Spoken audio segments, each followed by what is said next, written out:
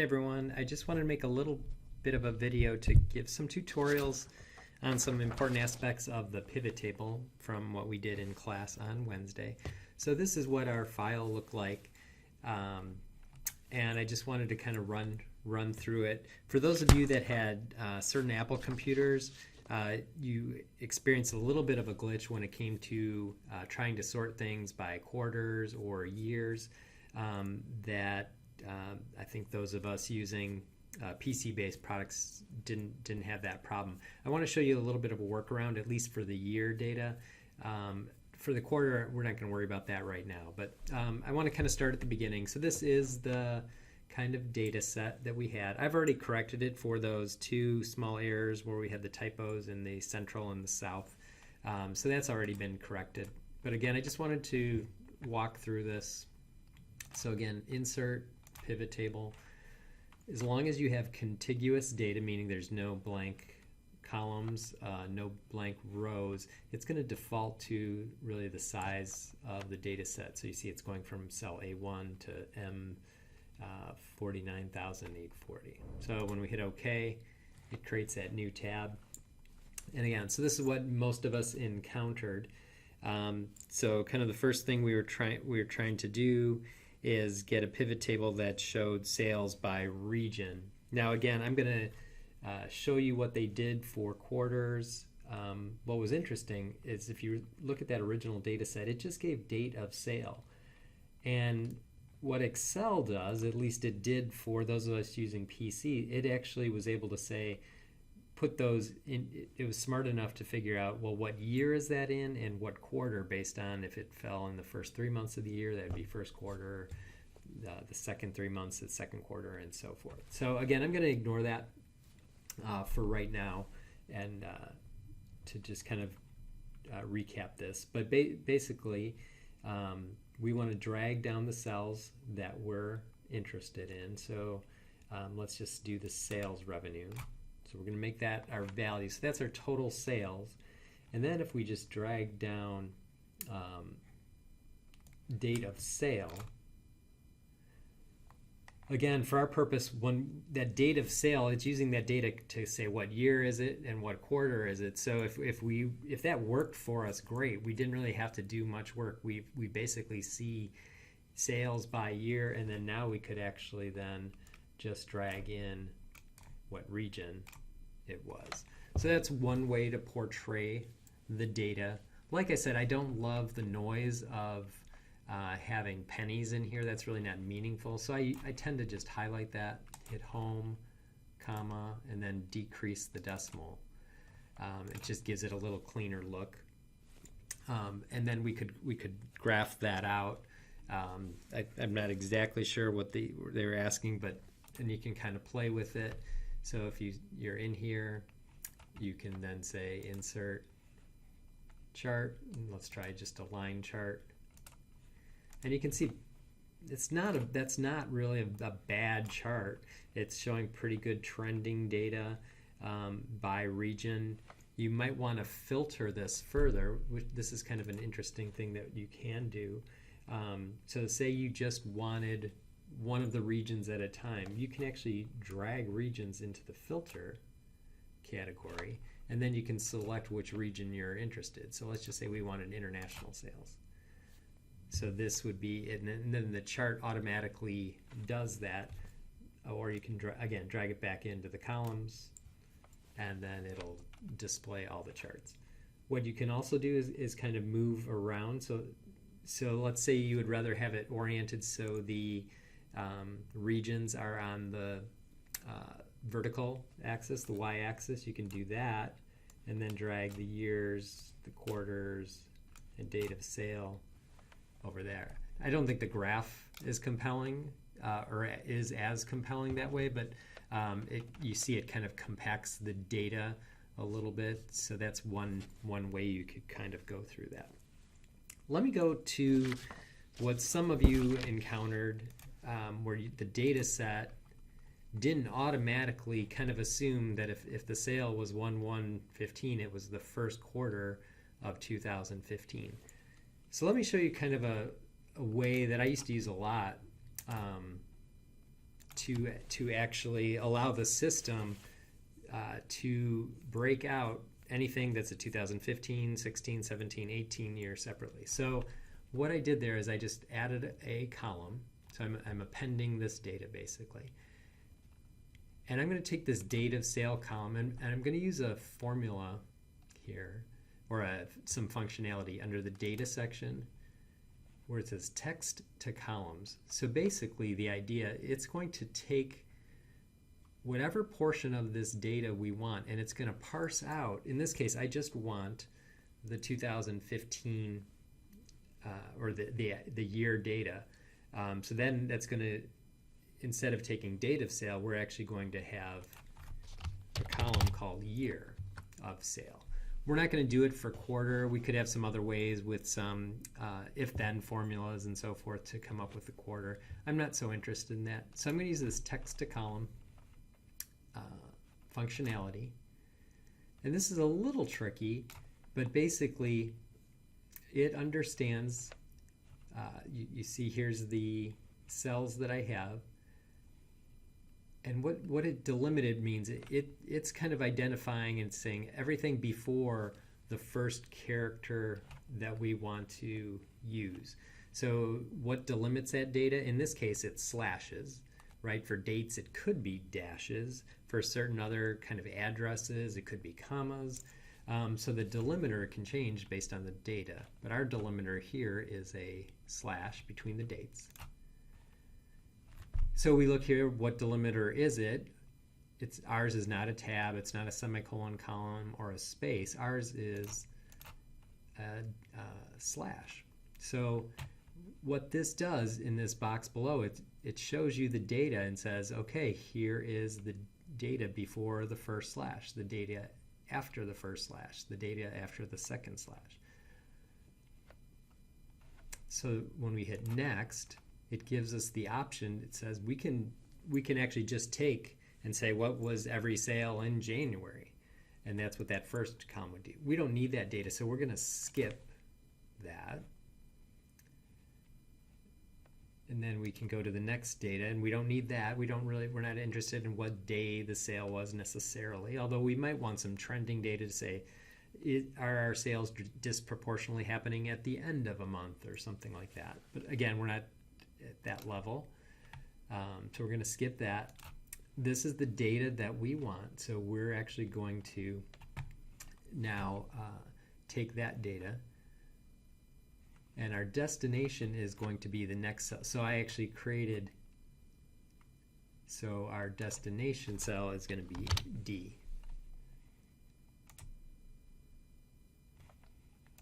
So what I should have done here, this worked perfectly a second ago. Give me 1 second. There it is. Okay, so it put it in date formula. If you look at a date, which is really interesting, so this date is 1/1/15. So that's in date format. If you actually put it in a number format, it's 42,005. What that means is 42,005 days since the year 1900. Obviously, that's not very important for what we're doing. So what it did, it actually did the same thing here. So anyway, you see when we actually put this into comma format, it's done what we wanted it to do. And it's converted, or actually taken that column and just parsed out the information we wanted, which is the year data. So now, again, I think this is important because it's just kind of part of managing data. Sometimes we get data that's not easy to work with, and like we saw, sometimes the Mac can't do what other machines can do, or vice versa. So we were able to kind of work around that system, and now we can do the pivot table again. So if we say insert table, I'm going to do new pivot table. Oops. Not sure what I did there. Insert, I think I just said table, pivot table. So now we can do the same thing, except you see that now we actually have a year's data that was created. So we don't need to use that date of sale data. We can do the years. And then again, we can drag in the sales revenue. And then I believe we did the regions. So we can take that. So again, I like to just go home, comma, and that gives us some insights into there. So I think that's helpful in a lot of different ways. So I wanted to do kind of the last one where we wanted to see what the contribution margins were, what the most profitable product is for each year. Okay, so this one's a little tricky. So we're going to now create a different pivot table. So in this one, we're not so interested in regions. So you can actually use the same pivot table, or if you like this one and want to save it, you can actually just right click and you can copy it. And you can use that as a base. Okay, so I've kind of got that in there, but I'm going to take the regions out so I can just remove that field. But now instead of just sales, I wanted to create variable cost and contribution margin. It doesn't make sense to really show the values horizontally, so I want to drag these values instead of in columns. I want it to be in rows. So I think the thing I want you to do is just be comfortable moving stuff around. You're not breaking anything. As long as that data tab stays the same, there's no real harm in that. So what it's saying for, what's the most profitable brand? Okay, so let's click on brand. So those are our brands. So we can kind of sort it that way, and we can say, I don't love how this is worded. It doesn't say, does it mean by as a percentage or in total? But we see we really only have two brands, and the way we define profitability is contribution margin. So it looks like clearly the Jeffrey Alexander is a much bigger product, first of all, but also a much more profitable product, right? So of our total contribution margin of 188 million, 160 is coming from the Jeffrey Alexander brand. So again, some interesting information there. Let's create the new one to look at that last item, which is within each brand, what's the most profitable collection. So let me actually just start fresh again with the data. So let's create a new pivot table. So again, insert pivot table. Okay, so here it's asking us to, well, let's just do the same data. Sales, variable cost, and contribution margin. Okay. So again, we have all that. I probably want that to look, actually I liked it the way it was, I think. And then we want it by not just brand, but I think also within each brand, which collection. Okay, so we're going to want brand. So those are our brands and the profitability, and then the collections under that. So now we're starting to get to the data. Here's every brand, except now we haven't narrowed it down by year. Right, so that's what we need to do. So the way I like to do this is we can either drag the date or the one we just created. If we did date of sale, that would work as well. The only problem with that, if you didn't use the date, it didn't create that year category or quarter category. So we can use the one that we just created. And I think they just wanted one. So when we dragged year, we can just pick the year we wanted, which was 2018. And this tells us our profitability for each product for each year. So again, I don't like that without kind of taking it to more of an accounting approach. So those are all of our products for the year, and see how they're listed. They're listed alphabetically. It asked us to sort them in terms of highest to lowest profitability in terms of contribution margin ratio. We don't have a contribution margin ratio here. So we actually need to create a new field within our pivot table. We could actually have done this in our data set as well, but you can actually just add this calculation within our pivot table. So if we do that, we can analyze field items and sets, and we can create a calculated field. So now we're going to create a new field called CM ratio. Okay, that's a contribution margin ratio. It's like gross profit ratio except contribution margin. It's our total contribution margin divided by our sales revenue. So to do that, we need to define the formula. For some reason, it defaults as 0 in there. You want to take that out, and then you look for the fields we want, where you want to take contribution margin. We're going to insert that field and divide it by, in this case, our sales revenue. Insert that field, and then we can, oops, not add, I think we just need to say OK.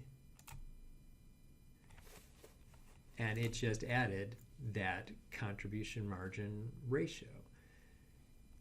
However, again, a ratio is a percentage, so we need to change that format.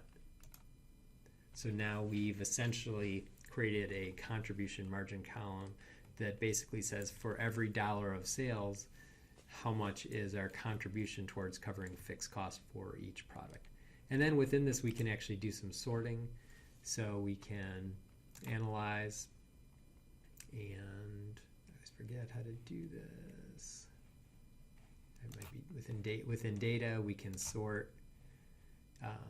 We want I think largest to smallest. Oops, I was in the wrong column. So that did it based on actual contribution margin. So if you want to be in the column that you're interested in, so based on the contribution margin ratio, we want to sort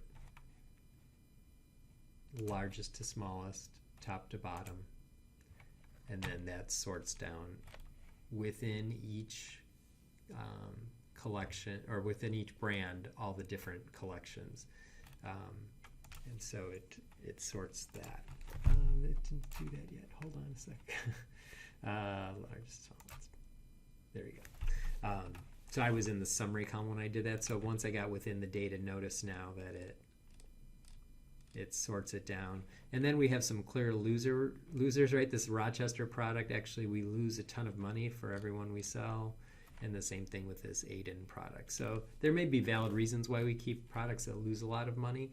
It might be important to have a full collection. But nonetheless, that gives us a little bit of insight. I think the key that I'm trying to get everyone to see is there's nothing that can really go wrong, right? You can kind of drag stuff in, pull it out, try to play around, see what makes the most sense. The good thing is the original data kind of stays intact, and you can start working with that. So hopefully that gives you a little bit of insights as to what we can do with that. We'll keep practicing. So I encourage you to kind of, even using the same data set, just kind of keep playing around with it and see what you can learn with it. All right, I think that does it.